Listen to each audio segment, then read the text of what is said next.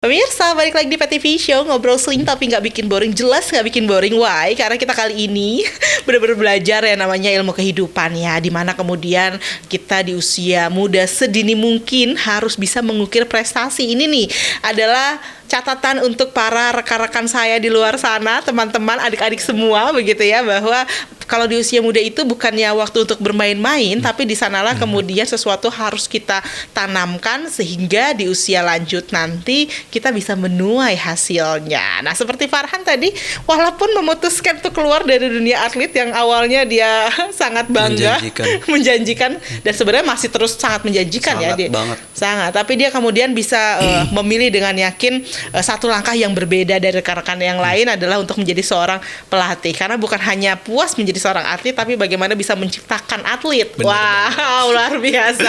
Cita-citanya mulia loh. Semoga bisa tercapai ya. Amin. Ini langkah kamu udah keren banget. Oke. Ya gitu Kak Irma, tadi Kak Irma bilang banyak yang mandang sebelah mata olahraga kan. Kayak kuliah di olahraga tuh pelarian. Yes. Nah, nyatanya teman-teman adalah beberapa teman tuh juga saat masuk ke dunia olahraga nggak maksimalin Kak Irma. Jadi di saat teman-teman itu masih kuliah itu udah kerja di sana sini, udah ngelatih, udah jadi guru, udah jadi tim medis di sana sini. Ya dia masih tetap kuliah aja, kuliah pulang. Karena dia pun mungkin bukan passionnya di situ. Karena balik lagi dia cuma pelarian kan.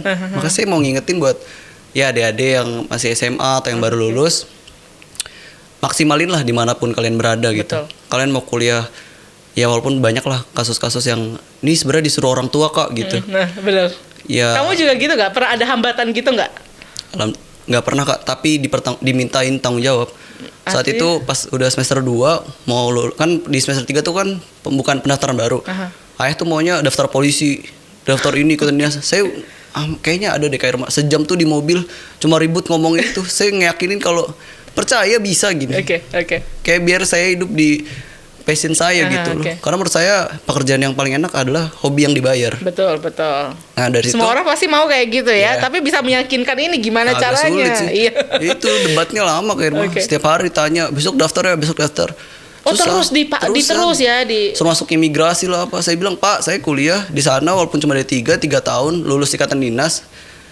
Jadi 3 tahun ini saya menderita. Kalau di tengah-tengah kuliah saya nggak bisa lanjutin, keluar siapa yang hancur? Nggak cuma hidup saya, mungkin orang tua juga akan bingung lagi. Tapi lantas kamu membuktikan dari artinya tadi ya diskusi kamu dengan orang tua begitu ya, kamu berikan pandangan-pandangan kamu pun kamu pastikan ada prestasi kamu tetap ada gitu ya. Nah, jadi alhamdulillah Kak Irma, saya tuh dapat beasiswa dari kantor ayah. Jadi setiap mau bayaran, setiap di akhir semester, bosnya tuh minta KHS. KHS tuh nilai semester ini. Nah alhamdulillah ya IPS nggak pernah di bawah 3,3 sih. Jadi yang bosnya tuh ngebiayainnya juga ya seneng lah gitu. Jadi buktinya lewat situ sih Kak Irma. Terus, jadi tetap ya ketika kita punya keinginan, anak-anak punya keinginan menurut kamu, meskipun kita harus meyakinkan orang tua dengan cara kita, tetap harus diberikan bukti juga ya. Bener, karena jangan cuma debat aja kan sama orang tua, kan ridho orang tua ya. Cuma lah. Yap, benar banget. Terus ya tadi buat adik-adik belajar mencintailah apa yang udah kalian lakukan. Jangan terus-terusan ngedumel. Ya terus kuliah maksimalin karena banyak juga lah orang-orang yang pengen kuliah kayak kalian gitu. Cuma yang orang tua mungkin nggak ada duitnya atau nggak ada kesempatannya. Kalian yang bisa kuliah sih bersyukur banget sih, maksimalin itu. Jadilah seseorang yang ya tadi berisi lah. Karena kalau udah berisi, pemirsa sebenarnya dimanapun kita berada pasti akan berguna. Nah, yang paling penting dari menjadi individu itu adalah ada gunanya, ada manfaatnya gitu untuk ya. Untuk sekitar ya. terutama gitu ya. Tapi kemudian ketika kamu artinya kamu berhasil lah membuktikan kepada orang tua paling tidak sampai detik ini kamu bisa berkarir meskipun meninggalkan yang janji-janji cemerlang itu. Bener, sedih sih. sedih sih gitu ya. Sedih sih gitu. Tapi aku juga jadi sedih. Nggak sampai hati buat tanya dan melanjutkannya nih pemirsa.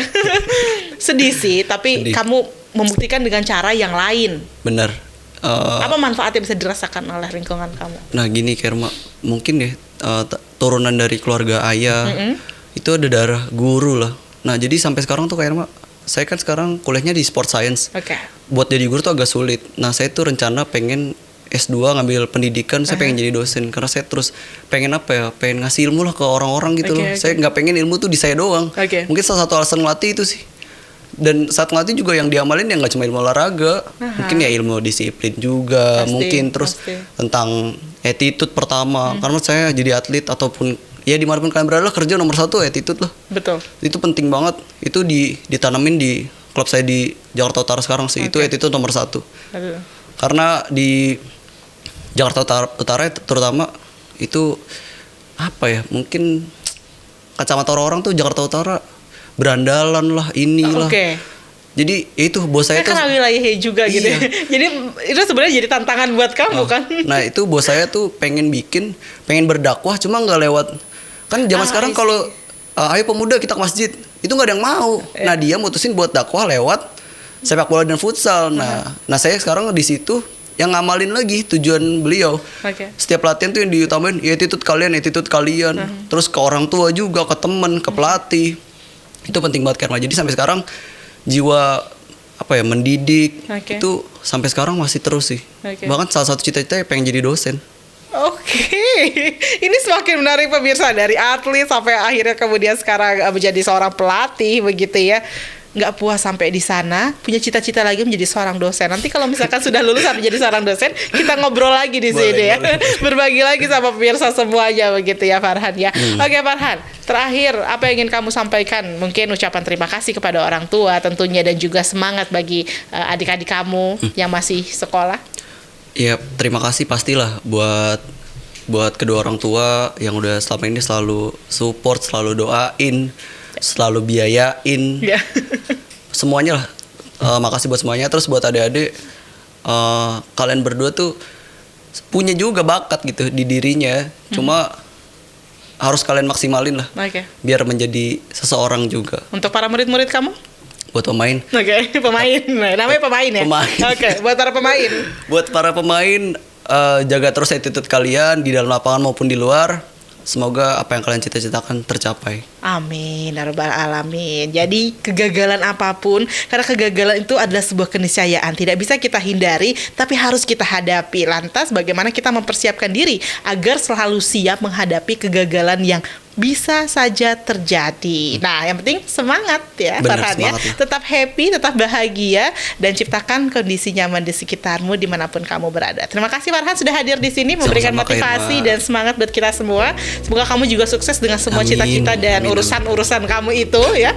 Baik ya, nggak ada lagi debat-debat sama orang tua sekarang ya. Insya Allah nggak ada, dan tetap jaga attitude. Benar banget. Sampai jumpa lagi Farhan dan pemirsa. Terima kasih sudah menyaksikan program ini. Semoga bermanfaat untuk Anda semuanya. Sampai jumpa di episode berikutnya. Assalamualaikum warahmatullahi wabarakatuh.